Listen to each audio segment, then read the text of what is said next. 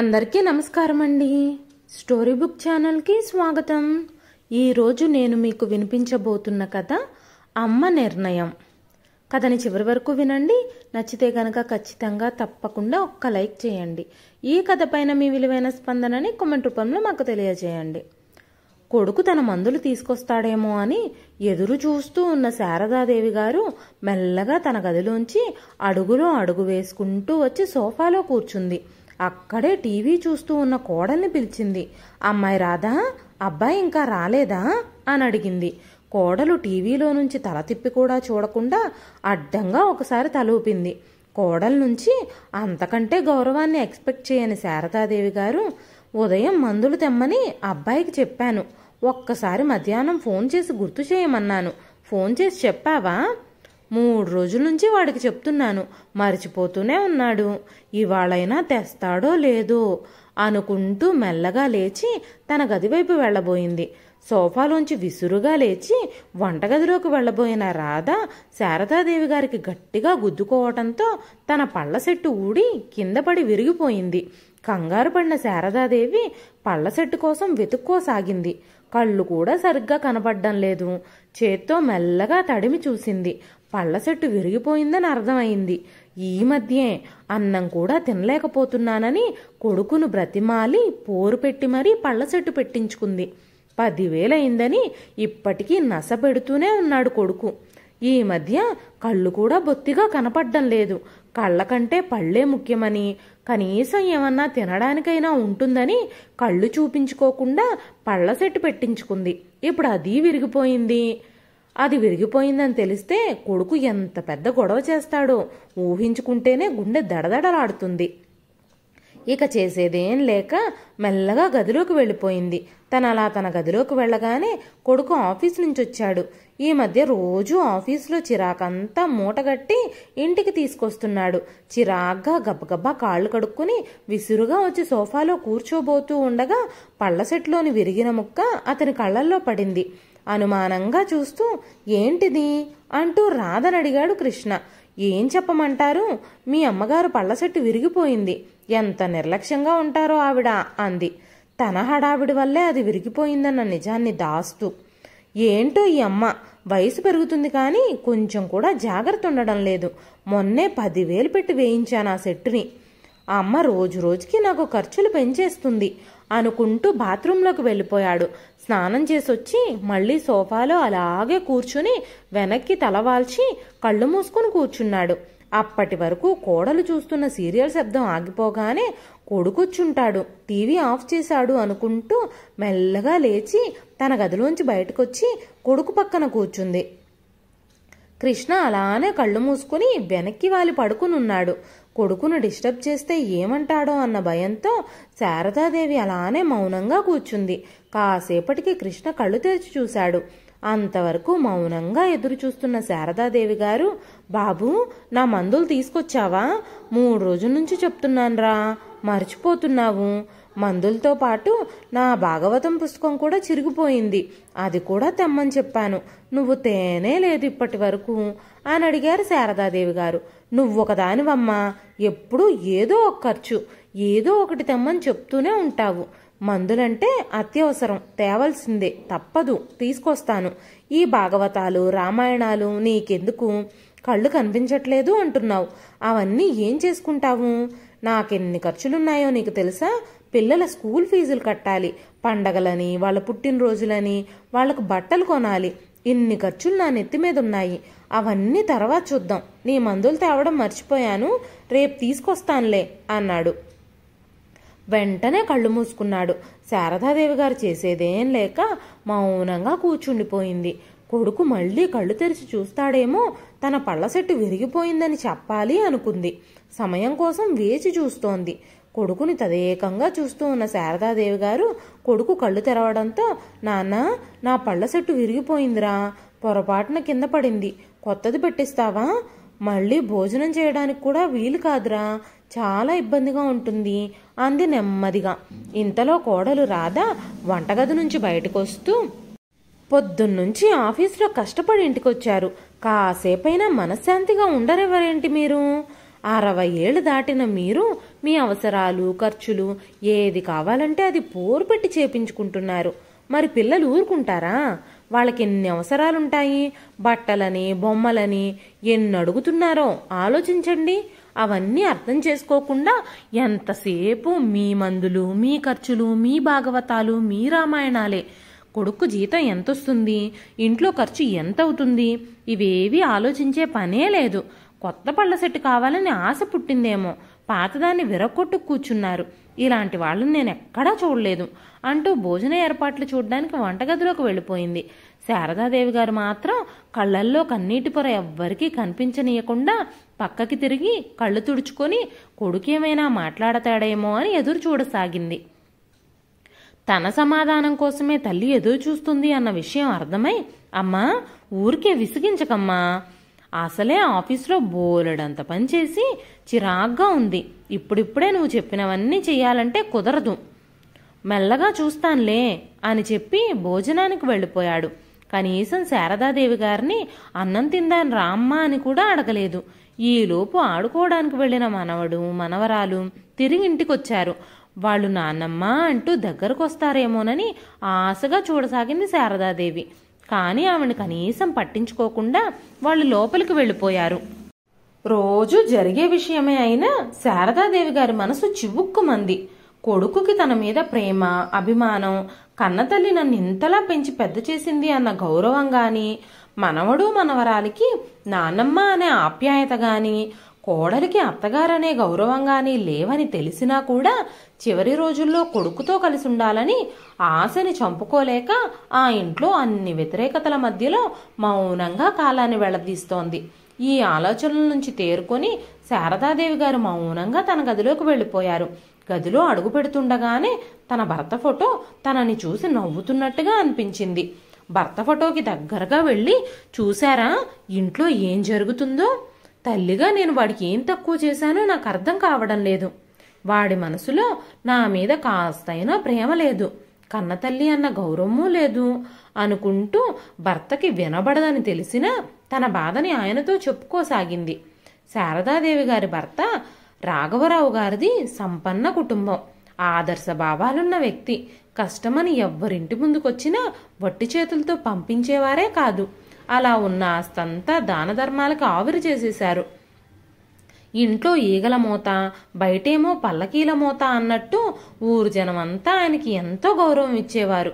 కానీ కన్న కొడుకు కృష్ణ మాత్రం తరతరాల నాటి ఆస్తంతా తగలేసి దాన ధర్మాలకు వాడేశాడు, నాకేం మిగల్చకుండా అంటూ తండ్రిపై వ్యతిరేక భావాన్ని మనసులో ముద్ర వేసుకున్నాడు. రాఘవరావు గారు చనిపోయే ముందు భార్యతో, శారదా నన్ను క్షమించు, నాకున్న దానగుణంతో సమాజం గురించి, కష్టాల్లో ఉన్న జనాల గురించి ఆలోచించానే తప్ప భార్యని బిడ్డని తృప్తిపరచలేకపోయాను. మిమ్మల్ని కష్టాల పాలు చేశాను. ఈ ఇల్లు, ఊరి చివర ఎకరం పొలం తప్ప మీకేమీ మిగల్చలేకపోయాను.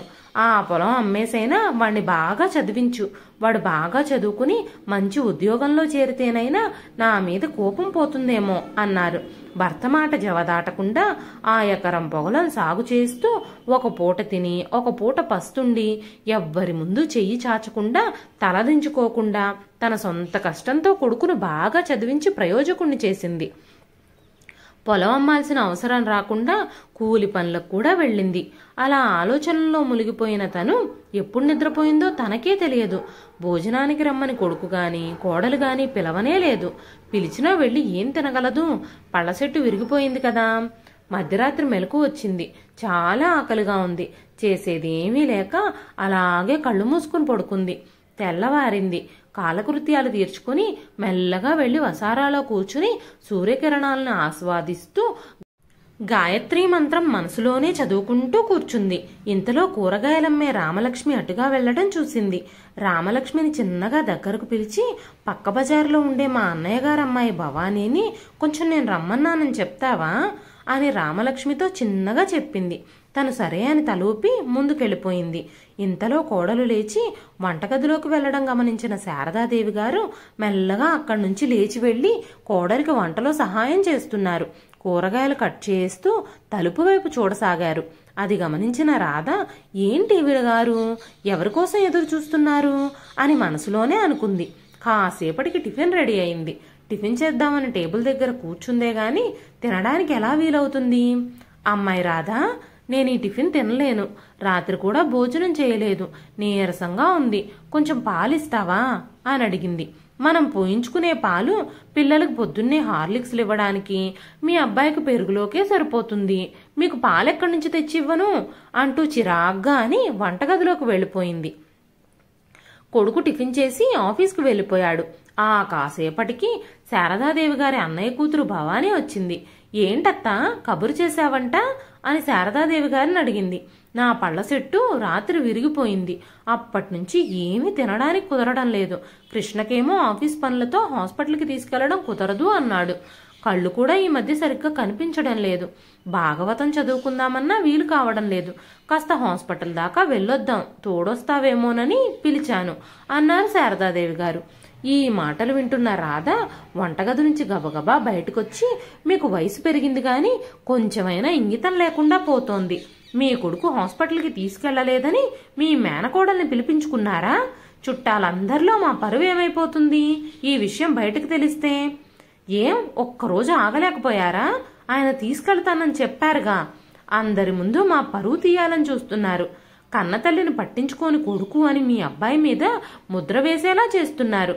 ఆయన్ని నన్ను అందరూ ఏమనుకుంటారు మీరు ఇలాంటి పనులు చేస్తే అని పెద్ద గొడవ చేసింది. ఇంత వయసు వచ్చింది, కొంచెమైనా జ్ఞానం ఉండాలి అంటూ విరుచుకుపడింది. శారదాదేవి గారి మొహం వివరణ అయ్యింది. తలదించుకొని అలాగే కూర్చుండిపోయింది. అక్కడే పక్కనే కూర్చునున్న భవానీ ఏమీ మాట్లాడలేకపోయింది. శారదాదేవి గారి వైపు జాలిగా చూసి, వస్తానత్తా అని భుజం మీద చెయ్యేసి మౌనంగా వెనుదిరిగింది. శారదాదేవి గారు చేసేదేం లేక అలా ఆకలితోనే తన గదిలోకి వెళ్ళిపోయారు. కొడుకొచ్చాక కోడలు ఎంత పెద్ద గొడవ చేస్తుందో అని భయపడసాగింది ఆవిడ. ఒకసారి కోడలికి తనకి మాటా పెరిగి వాదన జరిగితే కొడుకు ఏమైంది అని తనని కనీసం మాట వరసకైనా అడగకుండా కోడలు పక్షానే నిలబడి తనని శత్రువులా చూస్తూ కొన్ని రోజులు ముభావంగా మాట్లాడకుండా ఉండిపోయిన రోజులు గుర్తొచ్చాయి. రాత్రి నుంచి ఏమీ తినకపోవడం వల్ల నీరసంగా ఉండటంతో అలాగే మంచం మీద పడుకుంది. కోడలికి తనంటే ఎందుకు గిట్టదు? కొడుకు కూడా కన్నతల్లి అనే ప్రేమ అభిమానం లేకుండా తనని ఎందుకు శత్రువులా చూస్తున్నాడు? మనవడు మనవరాలు తనను ఒక మనిషిగా కూడా ఎందుకు చూడడం లేదు అన్న ఆలోచన రాగానే శారదాదేవి గారి గుండెంతా బరువెక్కిపోయింది. తన ప్రమేయం లేకుండా కళ్ళ నుంచి కన్నీళ్లు జారి చెంపల మీదుగా వెళ్ళిపోతున్నాయి. అలా 3 గంటలు గడిచింది. సమయం 12:30 కాబోతుంది. బాగా ఆకలిగా ఉన్న శారదాదేవి గారు కోడలు కనీసం జావైనా ఇస్తుందేమో, లేదంటే నేనే ఏ జావో చేసుకొని తాగితే బాగుంటుందేమో అనుకుంటూ లేచి వంటగదిలోకి వెళదామని ప్రయత్నం చేశారు. తన గది గుమ్మం దాటబోతున్నంతలో ఆవిడ గుండె ఇంకా బరువెక్కడం మొదలైంది. తట్టుకోలేని బాధతో ఆమె గుండె పట్టుకుని అక్కడికక్కడే పడిపోయింది. అత్తగారు కింద పడ్డ చప్పుడికి రాధ గబగబా పరిగెత్తుకుంటూ వచ్చింది. రోడ్డు మీదకు వెళ్లగానే కనపడ్డ ఆటో పిలుచుకొచ్చి శారదాదేవి గారిని గవర్నమెంట్ హాస్పిటల్కి తీసుకెళ్లింది. వెంటనే భర్తకు ఫోన్ చేసి విషయం చెప్పింది. అత్తగారు కళ్ళు తిరిగి పడిపోయారు. త్వరగా హాస్పిటల్కి రమ్మని. కాసేపటి తర్వాత కృష్ణ తీరిగ్గా హాస్పిటల్కి వచ్చాడు. శారదాదేవి గారు బెడ్ పక్కనే కూర్చుని ఉన్న రాధ దగ్గరకు వెళ్లి, ఏంటి రాధా, అమ్మ కళ్ళు తిరిగి పడిపోయిందని చెప్పావు? డాక్టర్ ఏమో హార్ట్అటాక్ వచ్చింది, వెంటనే ఆపరేషన్ చేయాలి, పెద్ద హాస్పిటల్కి తీసుకెళ్లమని చెప్తున్నాడు అన్నాడు కృష్ణ. అవునండి, హార్ట్అటాకే అంట. బైపాస్ సర్జరీ చేయాలని డాక్టర్ చెప్పారు.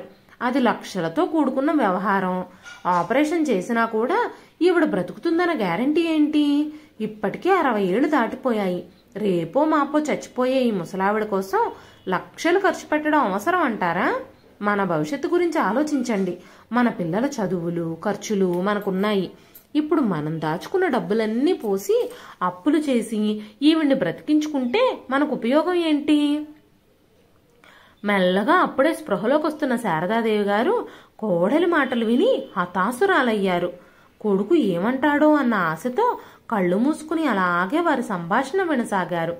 కృష్ణ మాత్రం మౌనంగా ఏ సమాధానమూ చెప్పకుండా ఆలోచనల్లో పడ్డాడు.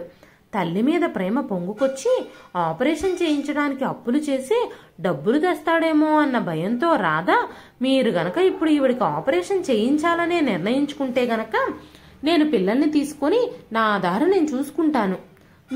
మేం వెళ్ళిపోయాక మీరు మీ అమ్మ సంతోషంగా ఉండండి అంది. ఆ మాటలకు కృష్ణ, అలా ఎందుకు మాట్లాడుతున్నావు రాధా? నువ్వు చెప్పింది నేను ఎప్పుడన్నా కాదన్నానా? ఇప్పుడేం చేద్దాం, నువ్వే చెప్పు అన్నాడు. ఇప్పుడు సైలెంట్గా మనం ఇక్కడి నుంచి వెళ్ళిపోదాం. ఎన్ని రోజులు ఉంటుందో మీ అమ్మ, హాస్పిటల్ బెడ్ మీద ఇలాగే ఉండనివ్వండి. చనిపోయిన రోజు హాస్పిటల్ వాళ్లే మనకి కబురు చేస్తారు. అప్పుడొచ్చి తర్వాత కార్యక్రమాలు జరిపిద్దాం. లేదంటే అవి కూడా హాస్పిటల్ వాళ్లే చూసుకుంటారు అని చెప్పి కృష్ణ చేయి పట్టుకుని అక్కడి నుంచి బయటకు తీసుకెళ్లిపోయింది రాధ. స్పృహలోకి వచ్చిన శారదాదేవి గారు కొడుకు కోడలు మాటలు విని పట్టరాని దుఃఖంతో ఏడవసాగారు. ఎవ్వరికీ పనికిరాని నేను బ్రతికుండి ఏం ప్రయోజనం? దేవుడు ఎన్ని రోజులు అనుమతించాడో అన్ని రోజులైనా బ్రతకడం ఎందుకు అనుకుంటూ ఆక్సిజన్ మాస్క్ని తీసేసే ప్రయత్నం చేశారు. అప్పుడే అక్కడికి రోగులకి ఫ్రూట్స్ పంచి పెట్టడానికి వచ్చిన ఎన్జిఓ వారు శారదాదేవి గారు బెడ్ దగ్గర నిలబడున్నారు. శారదాదేవి గారు ఆక్సిజన్ మాస్క్ తీసిన వెంటనే వారు గబగబా ఆవిడ దగ్గరకు వచ్చి, ఏం చేస్తున్నారండి మీరు? భగవంతుడు ఇచ్చిన ఈ ప్రాణాన్ని ఇలా మన చేతులతో మనం తీసేసుకోవడం చాలా తప్పు. అసలు మీకు వచ్చిన కష్టం ఏమిటి అని అడిగారు. శారదాదేవి గారు ఏడుస్తూ తన కథనంతా వివరించి చెప్పారు. ఆవిడ కథంతా తెలుసుకున్న ఎన్జిఓ వారు వారి సంస్థ తరపున ఆవిడకి ఆపరేషన్ చేయించారు.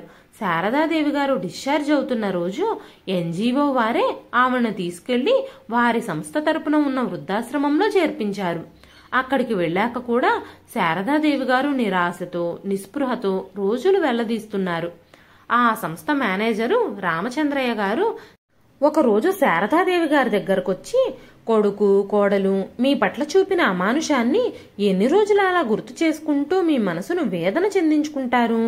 అవన్నీ మర్చిపోయి ప్రశాంతంగా ఉండండి. మీ అవసరం ఇక్కడ ఎవరికైతే ఉందో వారికి సేవ చెయ్యండి. మీకంటే వృద్ధులుంటారు, వారి పనులు వారు చేసుకోలేని వాళ్ళకి చేయూతనివ్వండి. మన ఆశ్రమంలో చిన్నపిల్లల కోసం కొత్త వెంచర్ స్టార్ట్ చేస్తున్నాము. ఆ పిల్లల ఆలన పాలన చూడండి, మీ వంతు సహాయాన్ని మీరు చెయ్యండి అని చెప్పి ఆవిడ మనసులోని బాధలను తొలగించి ఆవిడ కొన్ని బాధ్యతలు అప్పజెప్పి సేవ మీద ఆవిడ దృష్టి పెట్టేలా చేశారు. రోజులు గడుస్తూ ఉండగా శారదాదేవి గారికి తన భర్త చనిపోయే ముందు తనకు మిగిల్చిన ఎకరం పొలం గుర్తుకొచ్చింది.